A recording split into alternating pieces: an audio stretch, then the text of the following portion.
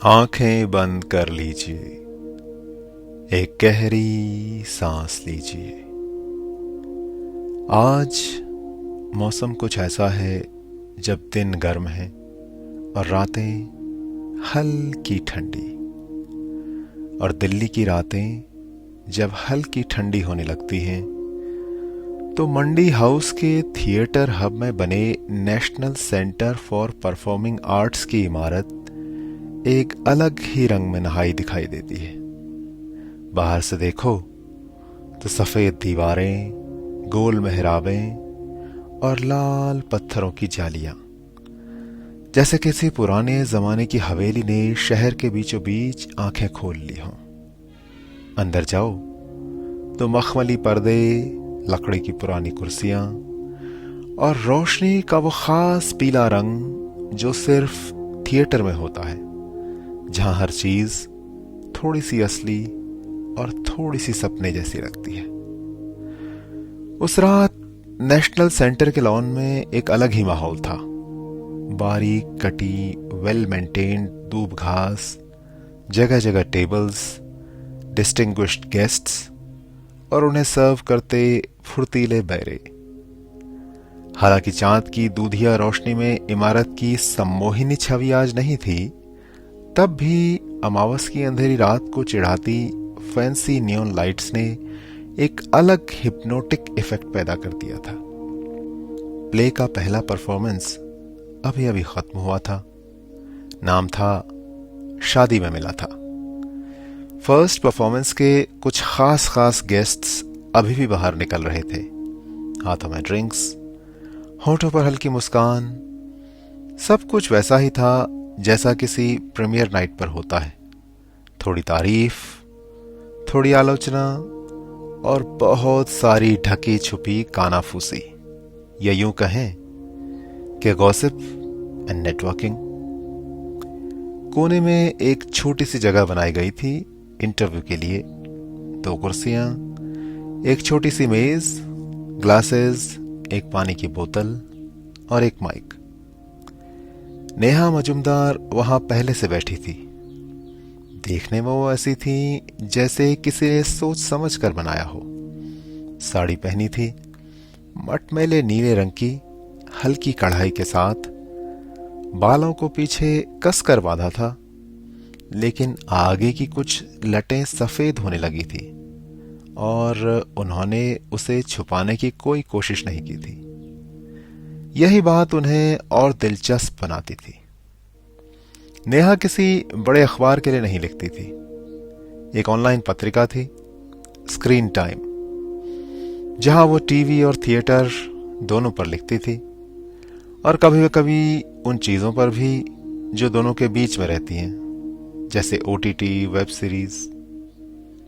उनकी नजर स्टेज के बैक डोर की तरफ थी। और फिर वो आए, सुकेतु दत्त। रंगमंच की दुनिया में लोग उन्हें एसडी कहते थे। लेखक, नाटककार और अब थिएटर के लिए लिखते थे। उन्हीं के प्ले की ओपनिंग नाइट थी। सुकेतु की शख्सियत भूल सकने वाली नहीं थी।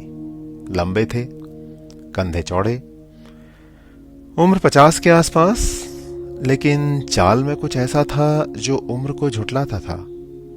चेहरा कैसे कहें, वैसा था जैसे सत्यजीत रे की किसी कहानी का कोई किरदार अचानक रंगीन हो जाए। कोई पुराना जमींदार, पुश्तैनी पैसे वाला, तेवर में तीखा, ख्याल से गहरा और थोड़ा अनजाना। उन्होंने चमकता क्रीम रंग का कुर्ता पहनना था, लिनन का, ढीला ढाला, नीचे चुस्त पायजामा, हाथ में चौड़े पेदे का भारी विस्की ग्लास, गले में एक सोने की चेन, उंगलियों में 2-3 अंगूठियां और कलाई पर, जिसकी चर्चा थिएटर के गलियारों में हमेशा होती थी, एक राडो घड़ी, जिसका स्ट्रैप कुछ लोगों के मुताबिक सोने का ही था, शुद्ध सोने का। वो आए, बैठे और मुस्कुराए। Welcome Neha ji, welcome. आज टीवी और ओटीटी के स्वप्न लोक से रंगमंच के रियलिज्म में कैसे?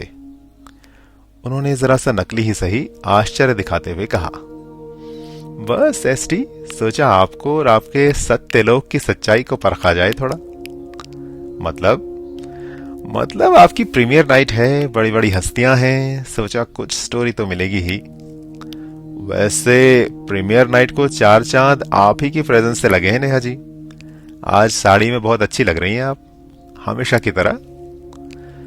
नेहा ने हल्के से हंसते हुए कहा, और आप हमेशा की तरह जैसे अपने आप ही असल स्टेज हों। एसटी ने ठहाका लगाया, माहौल हल्का हो गया।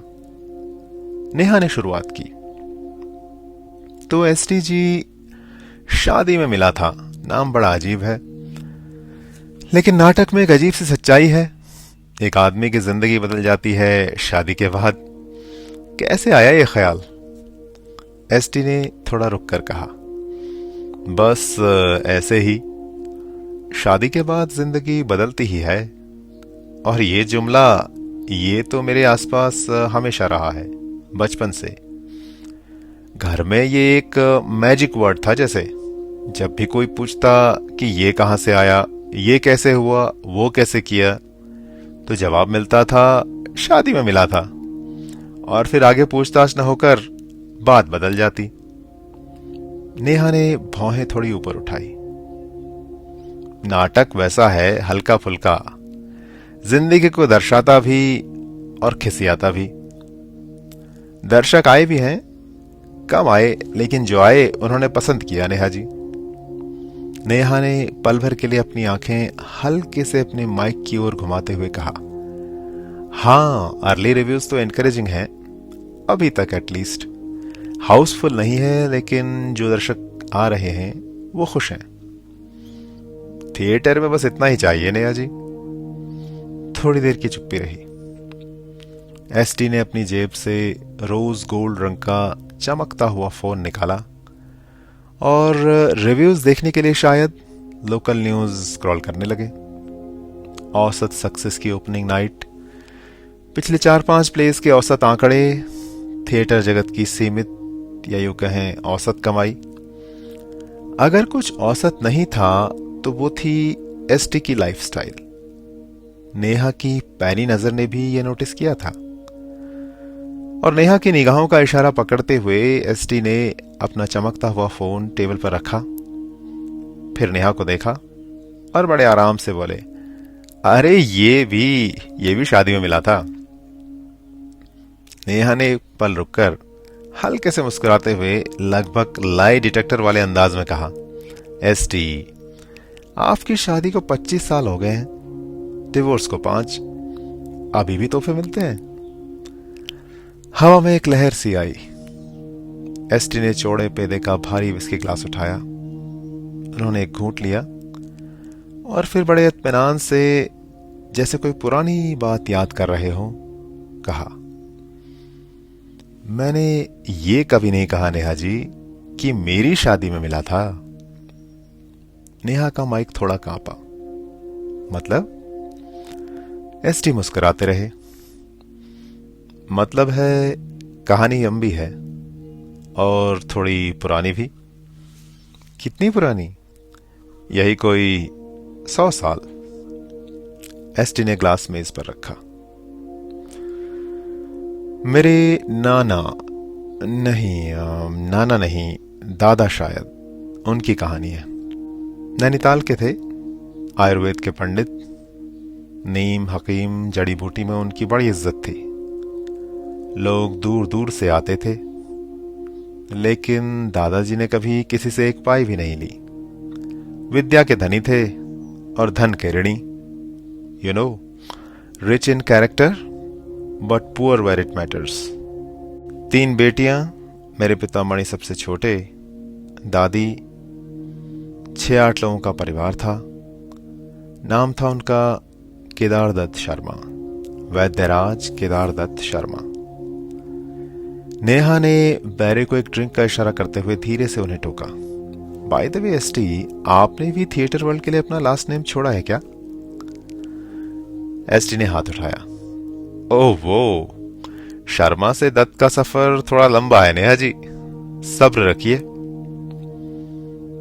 और हाँ, नेहा ने आगे कहा, आपकी बायोग्राफी में जो कुछ साल पहले आई थी, आपके दादाजी का नाम कुबेर दत्त मेंशन किया गया है, केदार दत्त नहीं।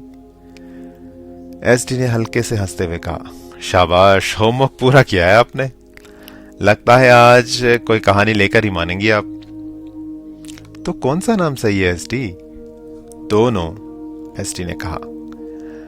नाम बदला था असल में। नाम बदला, पहचान बदली, किस्मत बदली। अगर आपके दादाजी एक गरीब वैद्य थे तो किस्मत कब और कैसे बदली? एसटी ने एक गहरी सांस ली। यही तो कहानी है, उन्होंने धीरे से कहा। लेकिन ध्यान रखिए, यह बस एक कहानी ही है, एक इत्तेफाक से भरी कहानी। दादा ने जो कुछ जर जमीन संपत्ति कमाई, उसमें उनकी मेहनत ज्यादा थी, किस्मत कम से कम मैं तो यही मानता हूं। अच्छा, ये बताइए किस्मत बदली कैसे? नेहा ने थोड़ा इम्पेशेंट होकर पूछा। हाँ, कहानी तो सुनानी ही पड़ेगी, बात शुरू जो कर ली है अब। सुनिए, कैसे पेट की भूख ने मेरे पुरखों को धर्म से अर्थ की तरफ धकेला, कैसे विद्या के धनी वैद्यराज केदार दत्त शर्मा धीरे धीरे सिर्फ धनी सेठ कुबेर दत्त बन गए। नेहा ने माइक थोड़ा आगे किया। सुना रहे हैं ना? हाँ, एसटी ने कहा। अब जबान जो दे चुका हूं, सुनाना ही पड़ेगा।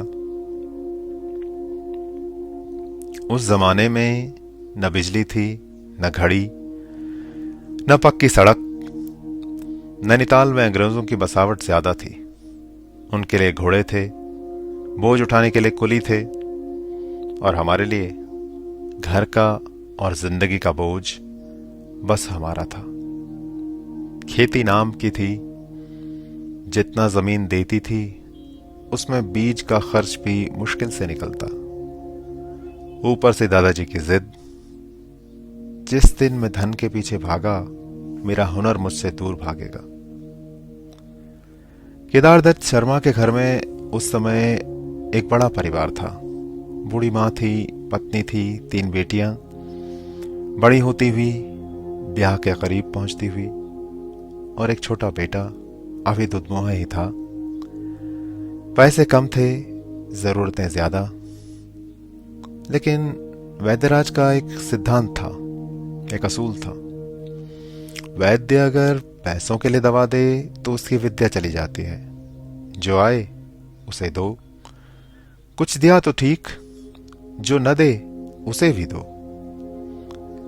लेकिन उनके इस असूल के कारण घर में चूल्हा तो नहीं जल सकता था, 2 वक्त का खाना भी ठीक से नहीं था।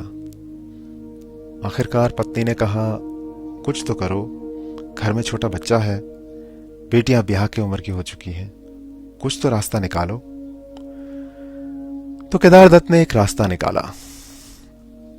नैनीताल से हल्द्वानी लगभग 50 किलोमीटर आना जाना, पहाड़ के रास्ते, जंगल के बीच से पैदल रास्ता। हल्द्वानी में राशन सस्ता मिलता था, तेल, नमक, आटा, गुड़। अगर पैदल जाकर खुद लाएं तो महीने का राशन भी आ जाता और पैसे भी बचते।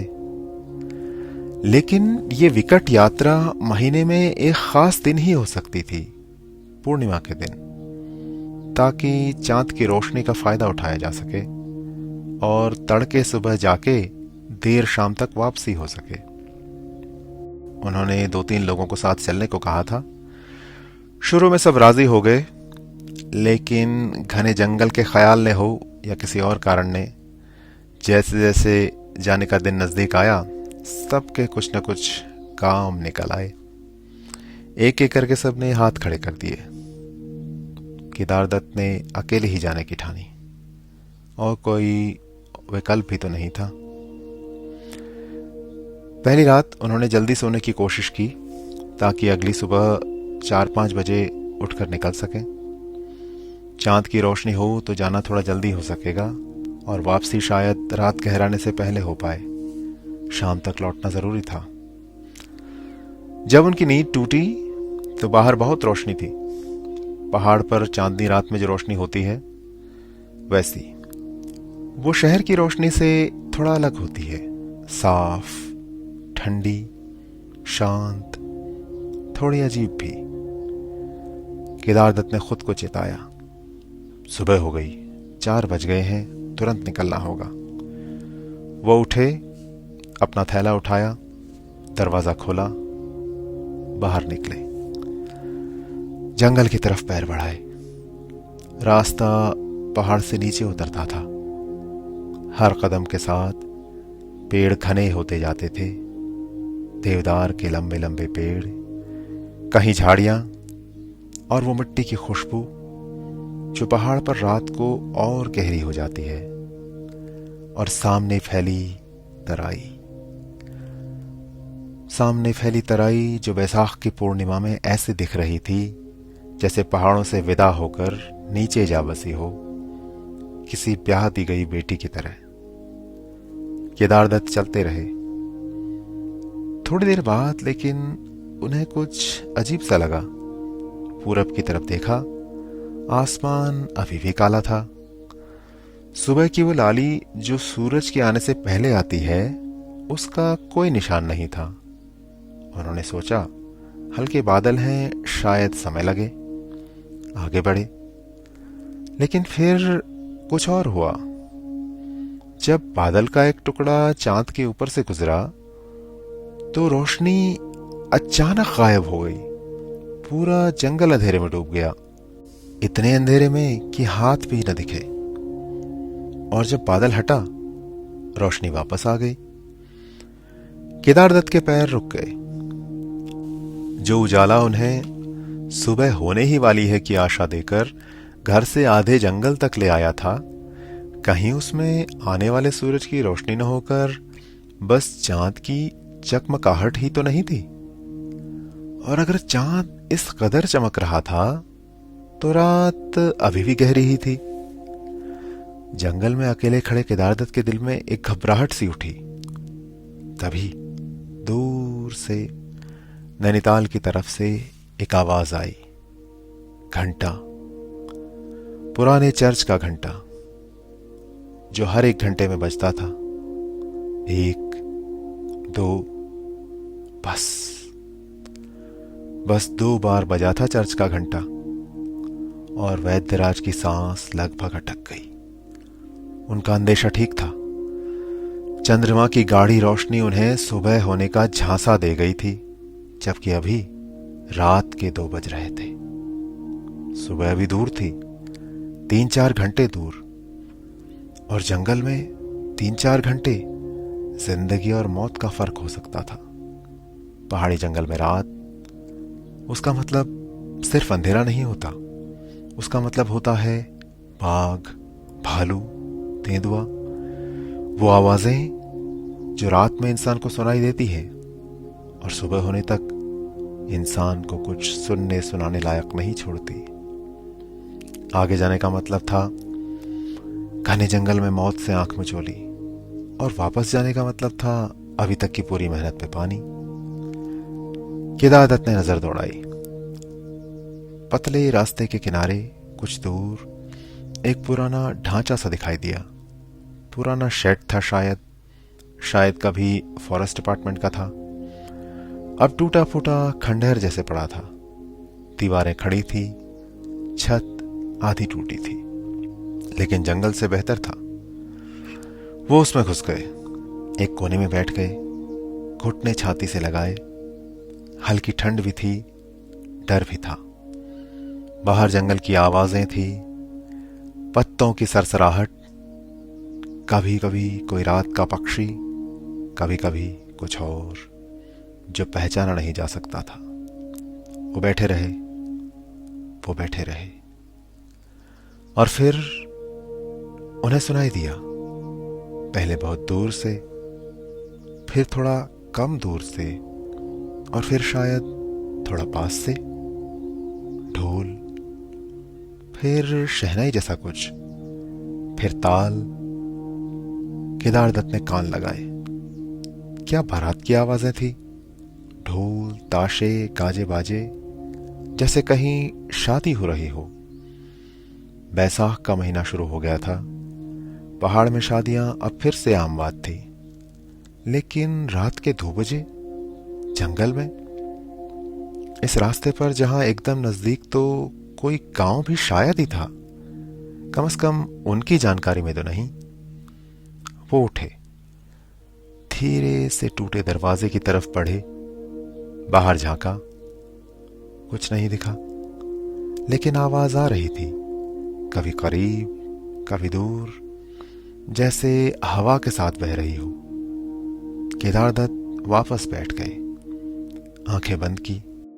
एक तरफ बारात की आवाज से मन में हिम्मत आती कि कोई इंसानी बस्ती शायद पास में हो, और दूसरी तरफ एक सिहरन सी दौड़ जाती, अगर इंसान न हुआ तो उनका वहम हुआ, या कुछ और, जो बस पहाड़ की ठंडी रातों में ही घने जंगल की कोख से बाहर आता हो। मन ही मन राम राम जपते रहे। धीरे धीरे, बहुत धीरे आसमान का रंग बदला, पूरब की तरफ एक हल्की सी नारंगी रेखा खींची, अंधेरा पतला होने लगा, जंगल की आवाजें बदली, रात के जानवरों की जगह सुबह के परिंदों ने ली। केदारदत्त अपनी जगह से उठे, बाहर की तरफ निकले। ठंडी हवा थी, ओस थी। उन्होंने नीचे की तरफ देखा, ढलान, जहां जंगल हल्का पतला होता था, जहां एक खुला मैदान था, और वहां दूर, बहुत दूर मैदान के दूसरे कोने एक जमावड़ा सा जो अब छंट रहा था, ठीक वैसे ही जैसे ढोल की आवाज अब मध्यम हो रही थी। वो बाराती थे, शादी के मेहमान थे, या जो भी थे, अब जा रहे थे। बटवे में गरीबी, पेट में भूख, लेकिन मन में डर। केदारदत्त भोज में जाकर आखिरी खेप का ही सही भोजन मांगने का साहस न जुटा सके। वो बिन बुलाए मेहमान भले हों, लेकिन इन पहाड़ों में किसी को भोज से भूखा भेजने का चलन नहीं था। जाते तो गरीबी तो नहीं, लेकिन भूख शायद मिट जाती। उनकी आंखें उस दृश्य पर टिकी रही। वो छटा हुआ जमावड़ा इतना पास तो नहीं था कि चेहरे दिख सके, लेकिन एक चीज दिखी, एक आकृति, सफेद घोड़े पर, और उस आकृति पर चमकता हुआ सोना, इतना सोना कि भोर की हल्की रोशनी में भी चमक रहा था। गले में, हाथों में, बाहों में, माथे पर, ऐसा सोना जो किसी आम इंसान के पास नहीं होता, शायद किसी अंग्रेज अफसर के पास भी नहीं। केदारदत्त के पांव आगे बढ़ने को हुए। वो क्यों बढ़ रहे थे ये उन्हें खुद नहीं पता था। शायद उत्सुकता, शायद भूख, या शायद रात में अकेले बैठने के बाद इंसानी साथ की तलाश। लेकिन तभी एक आवाज, बाहर से नहीं, भीतर से, जैसे ने किसी ने उनके कान में नहीं, सीधे उनके जहन में कहा हो, जहां जाने निकला था वहीं जा, हमारा राज राज रखना, न हमारे पीछे आना, न पीछे मुड़कर देखना। आज तू हमारा मेहमान है, तोहफा मिलेगा। केदारदत्त के पांव रुक गए। आयुर्वेद में तीव्र ज्वर यानी सन्निपात में उन्होंने कुछ मरीजों को ऐसे बड़बड़ाते सुना था, जब हकीकत और ख्याल के बीच का फर्क मिटने लगे। क्या उन्हें भी डर या भूख से ऐसा वहम हो रहा था? वो आवाज उनके अंदर जैसे गूंजती ही रही कुछ देर। उसमें उन्हें खतरा नहीं लगा, डर भी कम लगा, बल्कि एक अजीब सी शांति महसूस हुई। सफेद घोड़े पर वो आकृति दूर की धुंध में घुल सी गई थी। उसके बाद उन्होंने पीछे नहीं देखा। रोशनी बढ़ी, धीरे धीरे दिन निकलने लगा। केदारदत्त हल्द्वानी पहुंचे, राशन लिया, जितना अकेले ले जा सकते थे, तेल, नमक, आटा, जो भी ज़रूरी था। हिसाब लगाया, पैसे बहुत कम बचे थे। अगली पूर्णमासी तक न पैसे चलने की उम्मीद थी न राशन। बहरहाल वापसी का रास्ता पकड़ा। जैसे तैसे करके बोझा उठाए, चढ़ाई चढ़ते चढ़ते, पसीना बहाते बहाते शहर के करीब पहुंचने लगे। शाम होने को थी। पसीने से नहाए शरीर के बावजूद उनके कदम तेज तेज चढ़ रहे थे। और तभी एक जगह, एक झाड़ी के पास उन्हें कुछ दिखा। कोई छोटा जानवर था, फंसा हुआ, डरा हुआ और कांटेदार झाड़ियों से घायल भी शायद। एक कुत्ता था, छोटा, सफेद, कांप रहा था। किसी झाड़ी में उलझ गया था, बाहर नहीं निकल पा रहा था। केदारदत्त रुके, सामान रखा, कुत्ते को देखा।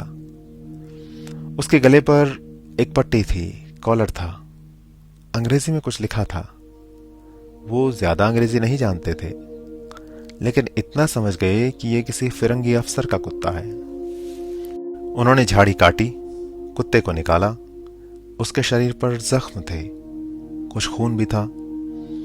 वैद्य तो थे ही। उन्होंने जड़ी बूटी लगाई, मरहम पट्टी की और फिर उसे झोले में डाला, सामान उठाया और उसके कॉलर पर लिखे पते की तरफ चल दिए।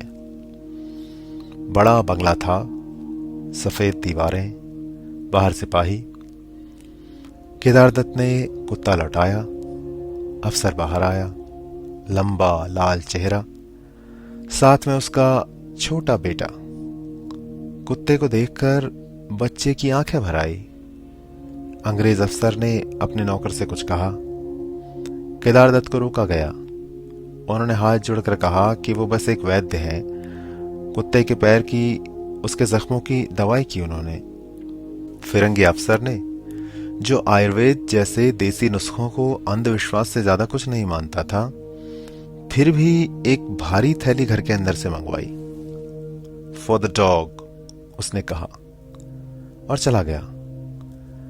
आज वैद्यराज ने पहली बार शायद अपने हुनर के एवज में कीमत कबूल की थी, और वो भी एक ऐसे शख्स से जो उनके हुनर को मानता भी नहीं था। उस दिन से कहिए या उस रात से वैद्यराज के दिन फिरने लगे। परिवार वाले, नाते रिश्तेदार सब इसे किस्मत कहते थे। और आप क्या कहते हैं एसडी? नेहा ने हल्की सी मुस्कान से पूछा, जैसे एसडी के दिमाग को पढ़ रही हो। मैं कहता हूं कॉमन सेंस नेहा जी, थोड़ी किस्मत, बाकी कॉमन सेंस। दादा जैसा हुनर अगर मेरे पास होता ना, तो मैं अब तक ब्रॉडवे या हॉलीवुड के लिए लिख रहा होता। I think he had just learn to sell his skills, you know. वो सीख गए थे कैसे अपने हुनर को बेचा जाए। किस्मत से ज्यादा मेहनत थी। आगे क्या हुआ? दादा ने थैली खोली। उनके 1 महीने के राशन से भी कई ज्यादा पैसे थे उसमें। वो देर तक चुप खड़े रहे। बाबा मुझे ये कहानी सुनाते हुए बताते थे कि दादा को वो जंगल की घटना याद आई, तोहफा मिलेगा, वो आवाज याद आई। 1 महीने का राशन तो उनके लिए जैसे वरदान था, और इसमें तो शायद कई महीनों का राशन आ जाता। एसटी की आवाज धीमी हो गई और फिर जिंदगी बदलती गई धीरे धीरे। कोई ड्रामेटिक ओवरनाइट चेंज नहीं नेहा जी, लेकिन हालात बदलते गए। नेहा ने पूछा, कैसे? दादा को जैसे बिजनेस सेंस सा मिल गया था उस दिन से। किस्मत ने भी साथ दिया। एक जमीन का टुकड़ा मिला।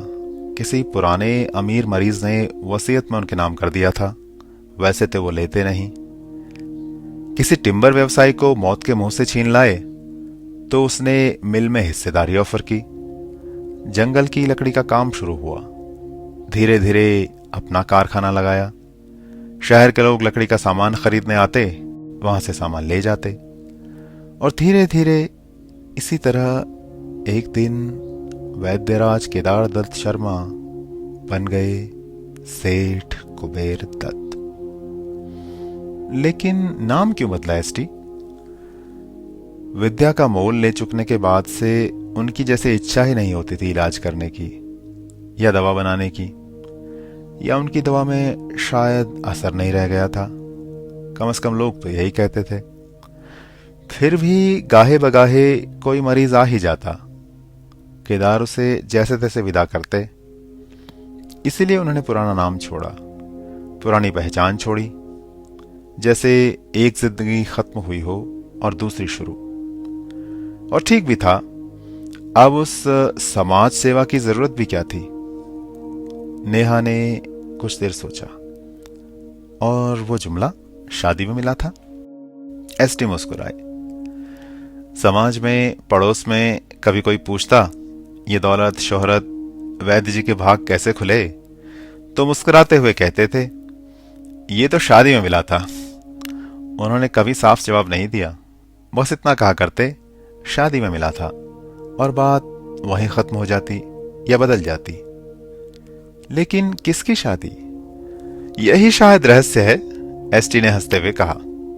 फिर जोड़ा, जितने मोडेस्ट वो थे, शायद उनकी झिझक थी अपनी सक्सेस एक्सेप्ट करने में, उसे बताने में। शायद उस झिझक को ही वो उस जुमले के पीछे छुपा जाते थे, शादी में मिला था। नेहा चुप रही कुछ देर, फिर धीरे से उन्होंने कहा, एसटी जी, मैं एक बात कहूं, आप नाराज तो नहीं होंगे? कहिए कहिए।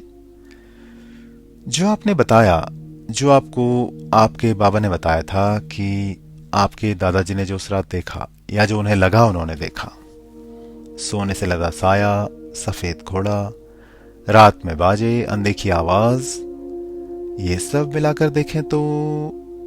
नेहा ने थोड़ा रुककर आगे कहा, आपने यक्षों के बारे में सुना है? एसटी ने माथा सिकोड़ते हुए कहा, उतना ही जितना टीवी पर रामायण महाभारत देखने वालों ने सुना है, युधिष्ठिर और यक्ष के सवाल जवाब के बारे में जैसे। वही एसटी, नेहा बोली। यक्ष गार्डियंस माने जाते हैं, कभी किसी झरने के, जैसे महाभारत की उस कहानी में, कभी कुएं के, या कभी खजाने के भी। यक्षों का वर्णन पुराने ग्रंथों और पुरानी लोक कथाओं दोनों में मिलता है। माना जाता है कि आम इंसान उन्हें देख नहीं सकते, और कभी कभी वो किसी भले इंसान पर मेहरबान हो जाते हैं, खासकर अगर वे पूर्णिमा की रात को दिखाई दें और सफेद रंग में। एसटी ने एक भौं ऊपर उठाई, जैसे नेहा पर उनके दादाजी की मेहनत को नकारने का आरोप लगा रहे हों। नेहा जी, ये ओटीटी रिपोर्टिंग का असर लगता है आप पर।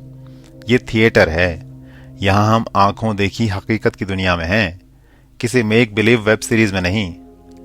वैसे आपका आइडिया किसी प्रोड्यूसर को चिपकाइए, ओटीटी में थिएटर से तो ज्यादा ही पैसा है। लेकिन आप तो ओटीटी और कैमरे से दूर रहते हैं एसटी। नेहा ने अपनी विशिष्ट मुस्कान से एसटी को निहत्था करते हुए कहा, पर फिर भी आपके प्ले की पार्टी किसी फिल्म की सक्सेस पार्टी जैसी ग्रैंड है, और जबकि आपने खुद कहा कि दर्शक कम आए हैं। आप कहना क्या चाहती हैं? एसटी ने कुछ नाराजगी से पूछा। मैं कोई ब्लैक मार्केट साइड बिजनेस नहीं करता, पुश्तनी पैसा है बस थोड़ा, एंसेस्ट्रल मनी। वही तो एसटी, मैं एंसेस्ट्री की ही तो हिस्ट्री टटोलने की कोशिश कर रही हूं। देखिए, आपके दादाजी ने नाम चेंज करके केदार से कुबेर ही क्यों रखा, कुछ और क्यों नहीं? शायद केदार से कुबेर बनना आसान था, बदलाव आसान था। हो सकता है एसटी, लेकिन यह भी हो सकता है कि आपके दादाजी ने, जो पुरानी विद्याओं के ज्ञाता थे, इस बदलाव के जरिए कुछ कहना चाहा हो, किसी को शुक्रिया कहना चाहा हो इस नाम से, किसी तोहफे के लिए। एसटी ने अपना ग्लास उठाया। कोइंसिडेंस भी तो हो सकता है, शायद, नेहा ने कहा। लेकिन एक और बात, आपके पिता का नाम? मणिभद्र, नेहा ने एक पल रुककर कहा। और आपका? सुकेतु। कुबेर, मणिभद्र, सुकेतु। आपको समय मिले एसटी तो कभी थोड़ा रिसर्च कीजिएगा इन नामों पर। शायद आपको ही अपने अगले प्ले का प्लॉट मिल जाए, और शादी में मिला है का जवाब भी।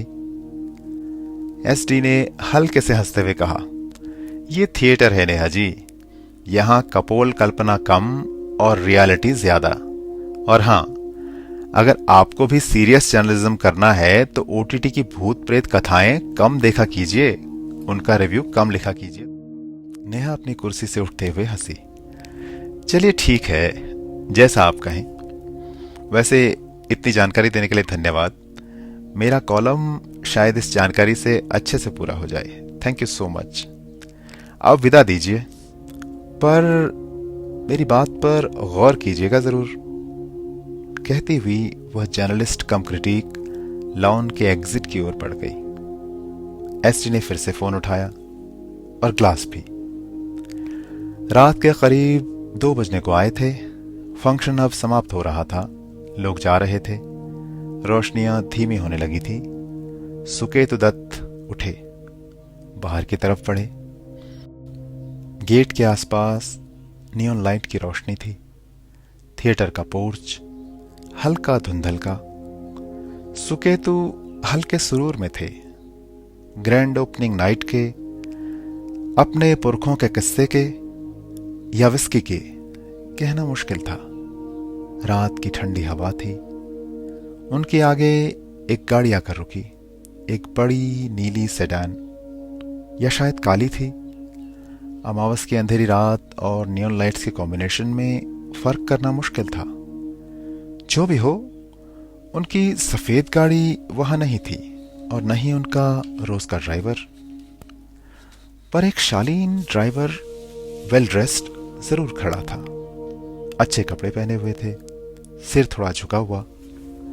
उसने सुकेतु के लिए पीछे का दरवाजा खोला। सुकेतु ने उसके हाथ देखे। दरवाजे के हैंडल पर उंगलियां लंबी थी और एक अंगूठी, बड़ी अंगूठी, सोने जैसी चमक, पर शायद रोज रोज के कामों से काली मिट्टी जैसे धब्बे भी लग गए थे। सुकेतु रुके। रमेश कहाँ है, मेरा ड्राइवर? साहब, उसने गर्दन झुकाते हुए कहा। आवाज शांत थी, थोड़ी दूर से आती हुई। गाड़ी सर्विसिंग के वक्त पर वापस नहीं आ पाई तो कंपनी ने मुझे भेजा है। ठीक है ठीक है, सुकेतु ने कहा। कल तो रमेश आ ही जाएगा। ड्राइवर ने बिना मुड़े जवाब दिया। हाँ साहब, वह आएगा, उसका कल आना तय किया गया है। उसने जैसे वाक्य अधूरा छोड़ दिया, लेकिन सुकेतु ने अंदर बैठते हुए ध्यान नहीं दिया। गाड़ी चली। दिल्ली की रात, सड़कें खाली होने लगी थी। गाड़ी धीमे होते होते रुकने से लगी। लाल बत्ती थी और दूर से किसी जुलूस जैसे इवेंट के ढोलों की आवाज आ रही थी, तेज फिर धीमी फिर तेज। सुकेतु रुके रुके बोर होने लगे। उन्होंने जेब से फोन निकाला, स्क्रॉल करने लगे और उनके मन में नेहा की आवाज गूंजी। थोड़ा अपने पुश्तनी नामों पर रिसर्च जरूर कीजिएगा एसटी, शायद आपको अपने नेक्स्ट प्ले का प्लॉट ही मिल जाए। सुकेतु के दोनों अंगूठे ब्राउजर पर कुछ टाइप करने लगे। Kuber Manibhadra Suketu references in old texts. जैसे जैसे ढोल की आवाज पास और पास आती गई, सुकेतु की आंखें उनके मोबाइल स्क्रीन पर और गहरी गड़ गई। सर्च रिजल्ट्स स्क्रीन पर उभरने लगे थे। उन्होंने आंखें बड़ी करते हुए ध्यान से पढ़ा। अगर सारांश में देखा जाए तो ये नाम पुराने ग्रंथों में यक्षों के संदर्भ में मिलते हैं। वे सुपरनेचुरल बीइंग्स हैं और सोने, धन आदि के रक्षक माने जाते हैं। आमतौर पर जहां चमकते हुए बेदाग सोने से सुसज्जित और सफेद रंग से घिरे यक्षों का दिखाई देना शुभ माना जाता है, वहीं काले। इससे पहले कि सुकेतु स्क्रीन पर नेक्स्ट पेज का बटन दबाते, ढोल की तेज होती आवाज ने उनका ध्यान खींचा। सुकेतु ने फोन से नजर उठाई। ड्राइवर, यह आवाज कहां से आ रही है? ड्राइवर, जिसकी पीठ अभी भी सुकेतु की तरफ थी, विंड स्क्रीन से दूर आगे इशारा करते हुए बोला, कोई बारात लगती है साहब, वो देखिए, ढोल हैं, बाराती भी हैं, घोड़ी भी है शायद। सुकेतु की नजर मैल जमी चमकती सोने की सी अंगूठी वाली उसकी उंगली की दिशा में गई। सड़क के उस पार अंधेरा था, लेकिन उस अंधेरे में एक चमक थी। उसे देखते देखते वह जुलूस लगभग अब छटने लगा था। बस आखिरी में उन्हें एक लंबा सा साया दिखा।